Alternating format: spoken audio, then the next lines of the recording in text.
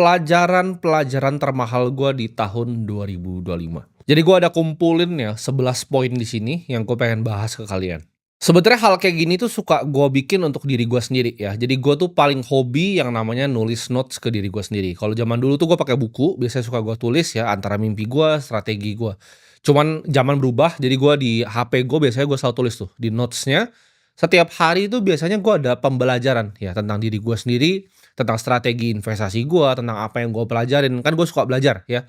Jadi kalau teman-teman tanya hobi gue itu apa, hobi gue itu belajar ya. Jadi gue buka YouTube itu gue nontonin Warren Buffett, gue nonton semua investor-investor hebat yang lain. Gue baca buku ya, setiap hari itu gue biasanya luangin waktu 1 sampai 2 jam.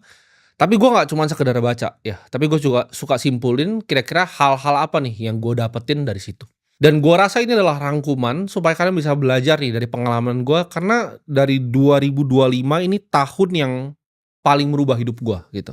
Ini tahun dimana gue paling banyak belajar, dan gue rasa dari ratusan ya bahkan mungkin sampai 400 poin yang gue catat di notes gue, ini gue simpulin ke 11 yang paling penting, dan menurut gue ini akan jadi sangat bermanfaat untuk kalian semua ketika kalian benar-benar mengerti gitu maksud dari gue ini apa.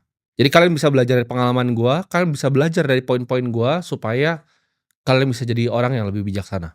Pelajaran pertama ya yang gue pengen share ini mahal di hidup gue, karena gue belajarnya sangat-sangat lama, bahkan gue nggak pernah bener-bener mengerti sampai tahun 2025. Yaitu untuk keep things simple ya. Jadi pelajaran yang gue petik, ini pelajaran pertama yang gue petik adalah ketika lu melakukan sesuatu, ya. Manusia itu melakukan sesuatu, mereka suka yang kompleks. Mereka meribetkan segala sesuatu. Ini nggak cuma di investasi, ini nggak cuma di bisnis, ini juga nggak cuma di hidup. Ketika gue belajar tentang simplifikasi ini, hidup gue berubah total, gitu. Banyak mungkin yang ngelihat gue, oke, Timothy ini usahanya ada banyak, ya. Dia adalah seorang pengusaha, seorang investor. Usahanya banyak sekali. Cuman kalau misalnya gue bisa ulang balik waktu, gue akan cuma punya satu usaha. Ini sebenarnya gue udah paham dari lama, tapi gue sulit sekali praktekin gitu. Karena ketika lu di level tertentu, ya kan, kalian teman-teman ini yang nonton video gue itu, kalian bakal naik nih, ya, dari jenjang level kehidupan. Dari pelan-pelan tadinya kalian punya duit 10 juta, 100 juta, 1 miliar. Kalian akan ngalamin di mana banyak sekali nanti tawaran, ya, dari orang A, dari teman B, dari teman C. Tapi lu harus bisa keep things simple gitu loh. Satu bisnis gitu kan. Investasi yang nggak lebih dari 3, teman dekat juga nggak lebih dari 3. Waktunya diprioritaskan kemana nih, ya, antara ke teman kah, ke keluarga kah, kemana? Kadang kita tuh nggak perlu bikin banyak sekali keputusan ya dalam 1 tahun. Ini kesalahan yang banyak sekali orang bikin ya, setahun mereka bikin keputusan yang banyak sekali. Padahal cukup 1 sampai 2 keputusan aja setahun, hidup lu tuh bisa berubah. Jadi orang lebih banyak say no gitu, ketika ditawarin ini enggak, ini enggak, ini enggak.